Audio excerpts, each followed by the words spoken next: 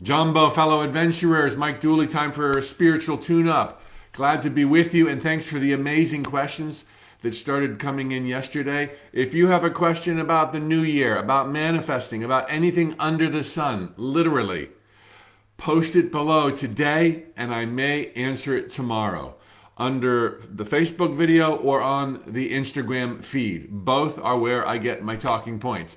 Great question today as we formulate what it is we want to bring into our lives this year. The title, Three Reasons Why Some Manifestations Take So Long.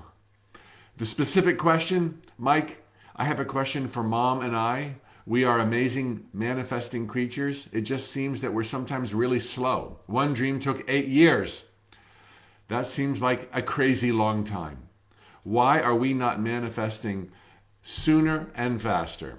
Fair question. First off, all manifestations take time. Okay, you think 60,000 thoughts a day, and you have all kinds of things you want to bring into your life, take out of your life, or change. So you got to understand, and I know this is not your question yet, that it always takes time. And extrapolating from there, some dreams will take years or decades. But I can tell you, my greatest dream come true is the life I lead right now. And in the beginning, it seemed like it wasn't happening. It seemed like month after month, and then year after year. Time went by and nothing changed. And then suddenly, I was there. And when I got there, years into it, it was like, that didn't take long at all. Meaning, just keep busy, occupy yourself. The time is going to fly by, even when it seems like things aren't changing. And you will look back at this incubation period with gratitude that you stayed the course. I've got 3 main reasons why manifestations take a long time or don't happen at all, and 3 fixes. That's coming up. But what I want to focus on right now is that you understand it's going to take time, and that you not draw false, bogus assumptions because of the seeming delay. I think more damage is done to a dream's potential to come true by people's impatience, assuming something's wrong with me. I must have invisible, limiting, self-sabotaging beliefs. The universe must have her own time schedule. Blah, blah, blah, and there goes your power.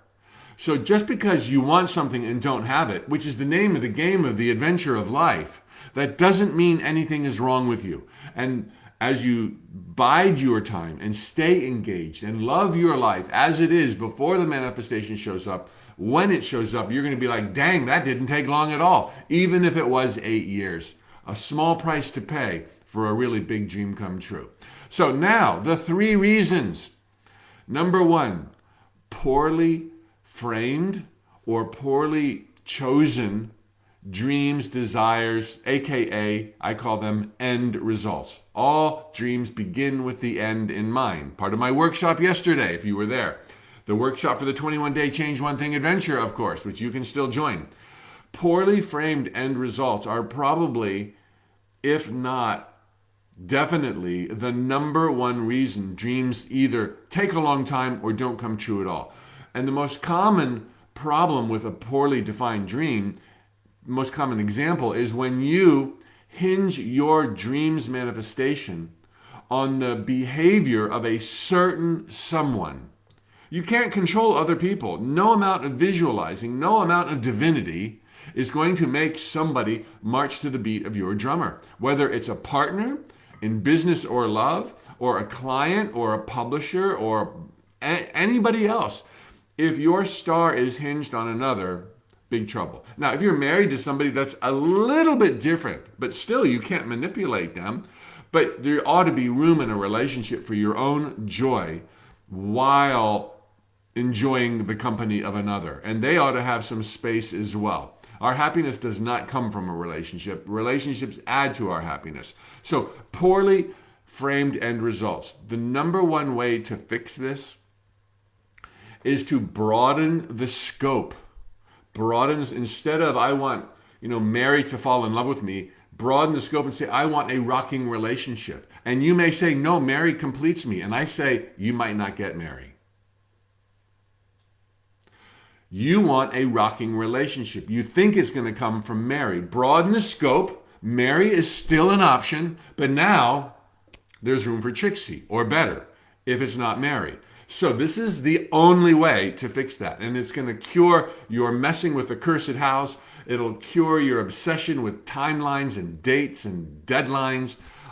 It's the ultimate end result is generally stated, broad in scope. Of course, that raises a lot of questions. That's why I do day-long and week-long workshops, and that's why I'm doing the 21-day Change One Thing adventure. I've given you the whole answer, but if you have questions as to where the details come into play and what to attach to and what not to attach to, I answer those in all of my works, or you can suss them out yourself. So number one, poorly defined end results is the culprit, and you can fix this by broadening the scope.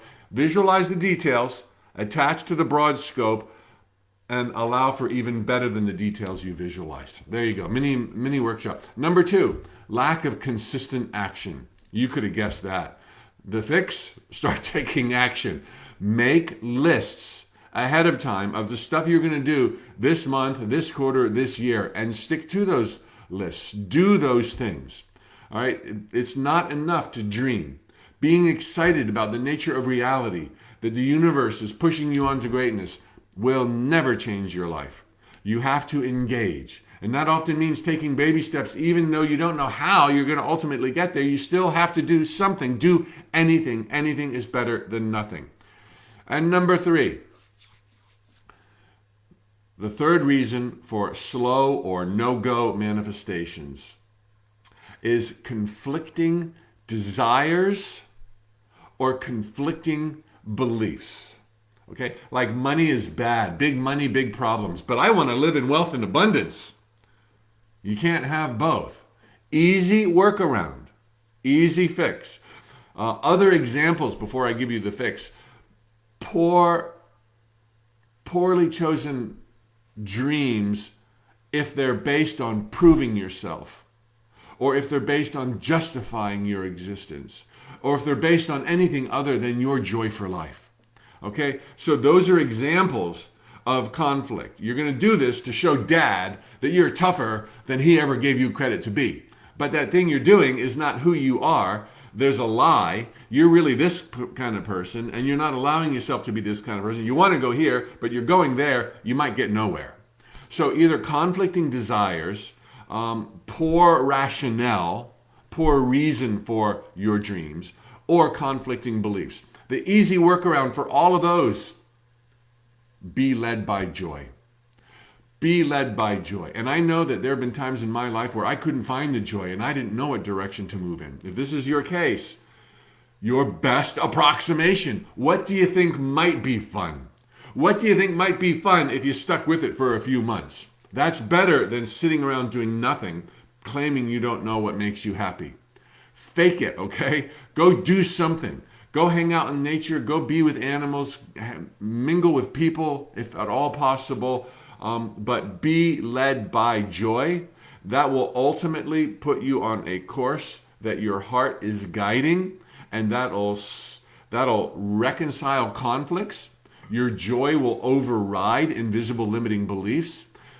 And of course, you're going to be framing your dreams wisely, step one, and taking consistent action. And be led by joy. All right. Please post your questions below. Thanks so much. It's not too late to join the 21-day Change One Thing adventure. We kicked off yesterday. The enrollment continues. It'll continue for a few more days. All you got to do is sign up and go at your own pace. There's already a 90-minute workshop, including Q&A, waiting for you. And there's already 2 emails. Go at your own pace. Do not even try to catch up unless you're really happy about it. Okay? So click the link below, above, swipe to the bio, go to tut.com, and I'll see you on the other side. Happy Wednesday, everybody. And on Facebook, sorry, I haven't shouted you out. Mary Ellen and Winnie and Carol and Lisa, Angel, Kathy, Alexandra, glad to have you back. Cassandra, you fill my heart with joy. On Instagram, Sylvie, Snow White Aquarian's back. Jeanem, glad you're here, Jeanem, and Sarah, and the Ankh Queen, and Sakshi, cool name. Thanks for being in the house, everybody. See you mañana. Post your questions below.